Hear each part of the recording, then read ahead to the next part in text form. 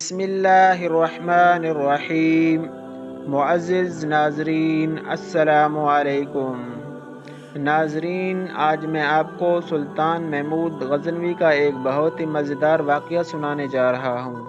اس سے پہلے اگر آپ نے ہمارے چینل کو سبسکرائب نہیں کیا تو ہمارے چینل کو ضرور سبسکرائب کر دیں اور ویڈیو کو لائک کرنا بھی نہ بھولنا۔ سلطان محمود غزنوی کا دربار لگا ہوا تھا۔ دربار میں ہزاروں افراد شریک تھے، جن میں اولیاء، کتب اور ابدال بھی تھے۔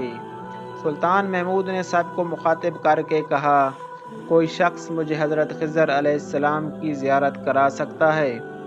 سب خاموش رہے۔ دربار میں بیٹھا ایک غریب دیہاتی کھڑا ہو گیا اور کہا، زیارت میں کرا سکتا ہوں۔ سلطان نے شرط پوچھی تو عرض کرنے لگا، سلطان 6 ماہ دریا کے کنارے چلہ کاٹنا ہوگا، لیکن میں ایک غریب آدمی ہوں، میرے گھر کا خرچہ آپ کو اٹھانا ہوگا۔ سلطان نے شرط منظور کر لی۔ اس شخص کو چلے کے لیے بھیج دیا گیا اور گھر کا خرچہ بادشاہ نے اپنے ذمہ لے لیا۔ 6 ماہ گزرنے کے بعد سلطان نے اس شخص کو دربار میں حاضر کیا اور پوچھا۔ دیہاتی عرض کرنے لگا، حضور کچھ وظائف الٹے ہو گئے ہیں، لہٰذا 6 ماہ مزید لگیں گے۔ 6 ماہ مزید گزرنے کے بعد سلطان محمود نے اس شخص کو پھر دربار میں حاضر کیا اور پوچھا کہ میرے کام کا کیا ہوا؟ یہ بات سن کر دیہاتی کہنے لگا، بادشاہ سلامت، کہاں میں گناہ گار اور کہاں حضرت خضر علیہ السلام۔ میں نے آپ سے جھوٹ بولا، میرے گھر کا خرچہ پورا نہیں ہو رہا تھا، بچے بھوک سے مر رہے تھے، اس لیے ایسا کرنے پر مجبور ہوا۔ سلطان محمود نے اپنے ایک وزیر کو کھڑا کیا اور پوچھا کہ اس شخص کی کیا سزا ہونی چاہیے؟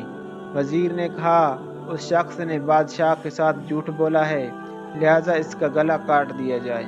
دربار میں ایک نورانی چہرے والے بزرگ بھی تشریف فرما تھے۔ کہنے لگے، بادشاہ سلامت، اس وزیر نے بالکل ٹھیک کہا ہے۔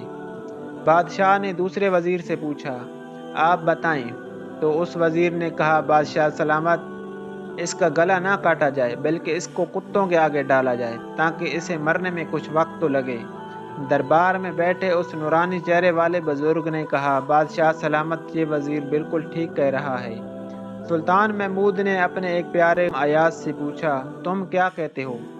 ایاز نے کہا، بادشاہ سلامت، آپ کی بادشاہی سے 1 سال ایک غریب کے بچے پلتے رہے، آپ کے خزانے میں کوئی کمی نہیں آئی اور نہ ہی اس کے جھوٹ سے آپ کی شان میں کوئی فرق پڑا۔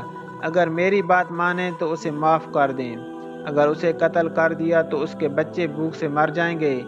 ایاز کی یہ بات سن کر محفل میں بیٹھا وہی نورانی چہرے والا بابا کہنے لگا، ایاز بالکل ٹھیک کہہ رہا ہے۔ سلطان محمود نے اس بابے جی کو بلایا اور پوچھا، آپ نے ہر وزیر کے فیصلے کو درست کہا، اس کی وجہ مجھے سمجھائیں۔ بابا جی کہنے لگے، بادشاہ سلامت، پہلے نمبر پر جس وزیر نے اس کا گلا کاٹنے کو کہا وہ قوم کا قصائی ہے، اور قصائی کا کام ہی گلا کاٹنا ہے۔ اس نے اپنا خاندانی رنگ دکھایا، غلطی اس کی نہیں، آپ کی ہے کہ آپ نے ایک قصائی کو وزیر بنا لیا ہے۔ دوسرا، جس نے کہا کہ اسے کتوں کے آگے ڈال دیا جائے، تو بادشاہ سلامت، اس وزیر کا والد بادشاہوں کے کتے نہلایا کرتا تھا، کتوں سے شکار کھیلتا تھا، اس کا کام ہی کتوں کا شکار ہے، تو اس نے اپنے خاندانی تعارف کرایا۔ آپ کی غلطی ہے کہ ایسے شخص کو آپ نے وزارت دی، جہاں ایسے لوگ وزیر وہاں لوگوں نے بھوک سے تو مرنا ہی ہے۔ اور تیسرا، ایاز نے جو فیصلہ کیا تو سلطان محمود سنو، ایاز سید زادہ ہے، سید کی شان یہ ہے کہ سید اپنا سارا خاندان کربلا میں ذبح کرا دیتا ہے لیکن بدلہ لینے کا کبھی نہیں سوچتا۔ سلطان محمود اپنی کرسی سے کھڑا ہو جاتا ہے اور ایاز کو مخاطب کر کے کہتا ہے، ایاز، تم نے آج تک مجھے کیوں نہیں بتایا کہ تم سید ہو؟ ایاز کہتا ہے، آج تک کسی کو اس بات کا علم نہ تھا کہ ایاز سید ہے، لیکن آج بابا جی نے میرا راز کھولا، آج میں بھی ایک راز کھول دیتا ہوں۔ اے بادشاہ سلامت، یہ بابا کوئی عام ہستی نہیں بلکہ حضرت خضر علیہ السلام ہیں۔ دوستو، آپ کو یہ واقعہ کیسا لگا کامنٹ کر کے ضرور بتائیں۔